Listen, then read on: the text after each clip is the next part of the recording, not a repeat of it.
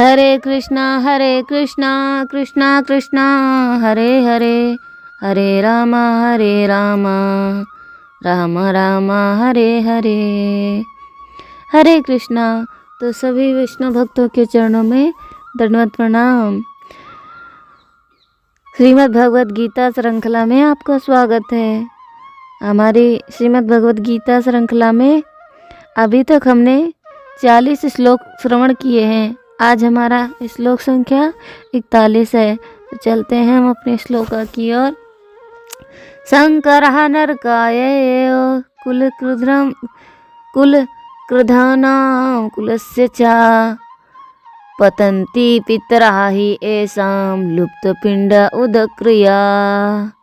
शंकरः नरकाय कुलकृधानां कुलस्य च पतन्ति पितरः हि येषां लुप्तपिण्ड उदक्रियः। अवांछित संतानों की वृद्धि से निश्चय ही परिवार के लिए तथा पारिवारिक परंपरा को विनष्ट करने वाले के लिए नारकीय जीवन उत्पन्न होता है। ऐसे पतित कुलों के पुरखे पितृलोक गिर जाते हैं, क्योंकि उन्हें जल तथा पिंड दान देने की क्रियाएं समाप्त हो जाती हैं। तात्पर्य श्रीला प्रभुपाद के द्वारा। श्रीला प्रभुपाद की जय। श्रीमद् भगवद गीता की जय। अर्जुन और कृष्ण की जय। सकाम कर्म के विविधानों के अनुसार कुल के पितरों को समय समय पर जल तथा पिंडदान दिया जाना चाहिए। यह दान विष्णु पूजा द्वारा किया जाता है, क्योंकि विष्णु को अर्पित भोजन के उच्चिष्ट भाग प्रसाद के खाने से सारे पाप कर्मों से उद्धार हो जाता है। कभी कभी पितृगण विविध प्रकार के पाप कर्मों से ग्रस्त हो सकते हैं। कभी कभी उनमें से कुछ को सूक्ष्म शरीर धारण करने के लिए बाध्य होना पड़ता है।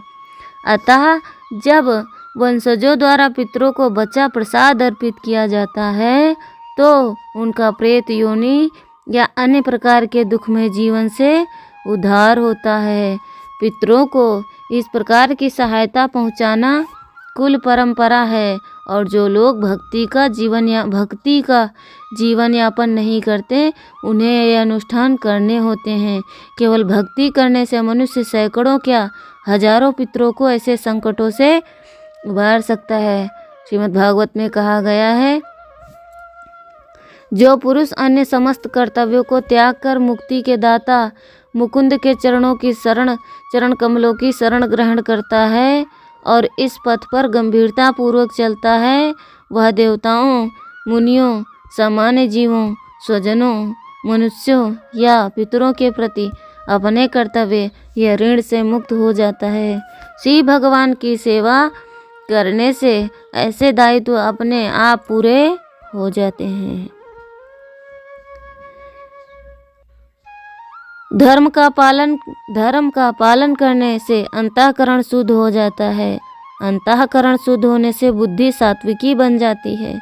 सात्विकी बुद्धि में क्या करना चाहिए, क्या नहीं करना चाहिए, इसका विवेक जागृत रहता है। परंतु जब कुल में अधर्म बढ़ जाता है, जब आचरण अशुद्ध होने लगता है, जिससे अंतःकरण अशुद्ध हो जाता है, अंतःकरण अशुद्ध होने से बुद्धि तामसी बन जाती है।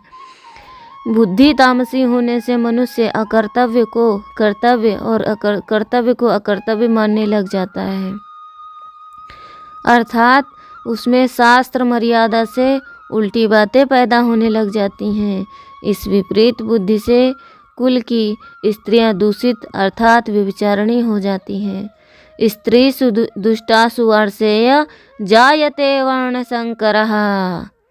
स्त्रियों के दूषित होने पर वर्ण संकर पैदा हो जाता है। परस्पर विरुद्ध धर्मों का मिश्रण होकर जो बनता है, उसको संकर कहते हैं। जब कर्तव्य का पालन नहीं होता, तब धर्म संकर, वर्ण संकर, जाति संकर, कुल संकर, वेश संकर, भाषा संकर, आहार संकर आदि अनेक संकर दोष आ जाते हैं। पुरुष और स्त्री दोनों अलग अलग वर्ण के होने पर उनमें जो संतान पैदा होती है वह वर्ण संकर कहलाती है। अर्जुन यहाँ कृष्ण संबोधन देकर यह कह रहे हैं कि आप सबको खींचने वाले होने से कृष्ण कहलाते हैं।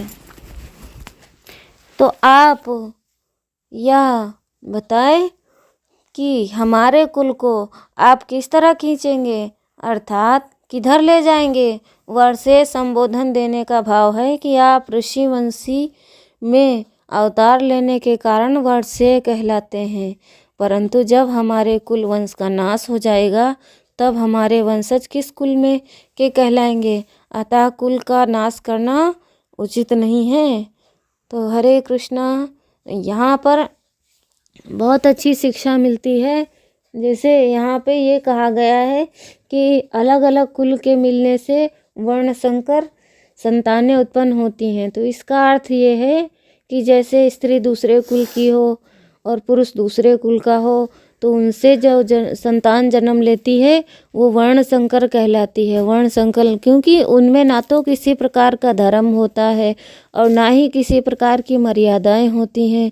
इससे क्या रहता है, वे अपने भक्ति मार्ग से भटक जाते हैं और भगवान से विमुख हो जाते हैं।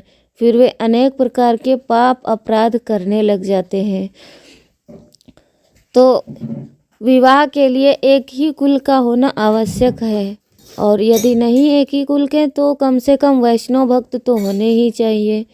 वैष्णव भक्त में कोई कुल परंपरा नहीं थे, वो सिर्फ वैष्णव भक्त होते हैं। जो कृष्ण के सेवक होते हैं वो वैष्णव भक्त होते हैं और उनमें किसी भी प्रकार का अधर्म नहीं पाया जाता।